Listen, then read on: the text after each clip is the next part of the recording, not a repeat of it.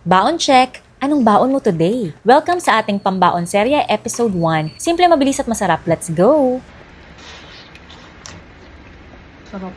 Make sure ipatry mabuti yung fish at tokwa para crispy, kumapit yung lasa at di mamantika. Pinagsama ko na nga tong dory fish at tokwa para madami. Mura-mura na nga yung white fish na yan dahil buy one take one yan sa maraming grocery store. Comment down below magkano yan sa inyo. Tinimplan ko lang pareho ng asin at paminta. Halu-haluin, tapos lalagyan ko lang ng cornstarch. Protective layer na nagpapajuicy sa loob at nagpapakapit ng sauce. For healthy cooking, mas okay na talaga yung stainless steel pan. Pero dahil nagmamadali ako, ito muna lang non-stick pan ko. Ang ganda, diba? Pag mga ganitong pan, dapat hindi malakas ang apoy, hanggang medium lang. Ito optional, quick saute lang ng bell pepper at onion sa konting olive oil. Then set aside, ihahalo natin yan later. Shallow frying lang tayo, konting mantika. Siguraduhin mainit ang oil bago ilagay para hindi sumipsip ng mantika yung ating fish at tokwa. Habang inaantay natin yung maluto, ay gagawa muna tayo ng sauce. Pinaghalo-halo ko lang yung oyster sauce, soy sauce, konting sugar, mirin, and then mekos-mekos lang. Na-fry na nga natin lahat ng fish at ng tokwa. Make sure na ipat dry nyo yan mabuti. Itaktak at ilagay nyo sa kitchen towel to absorb the excess oil.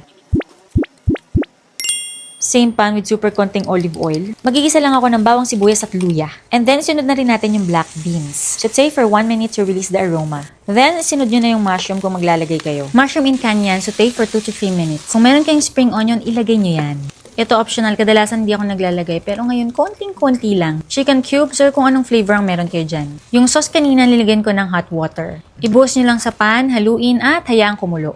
Tikman kung okay na kayo sa lasa, pwede nyo lagyan ng fish sauce. Pag satisfy na kayo sa inyong timpla, so nasa inyong ikakasarap niyan, pwede nyo nang ibuhos yung slurry or yung pinagsamang cornstarch at konting water. Yan yung magpapalapot ng ating sauce. Haluin hanggang sa ma-reduce at lumapot yung sauce. Pagkatapos, ilalagay na natin yung ating fish and tofu. Mekos-mekos lang at huwag nyo kalimutang ibalik yung bell pepper and yung onion na sinutay natin kanina. For the final touch, lagyan nyo lang ng konting sesame oil.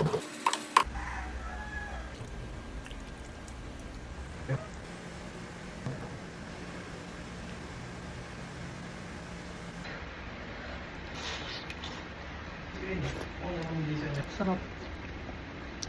Naku, ang sarap nito guys. Pwedeng-pwede yung pambaon. Try nyo na, kaya naman.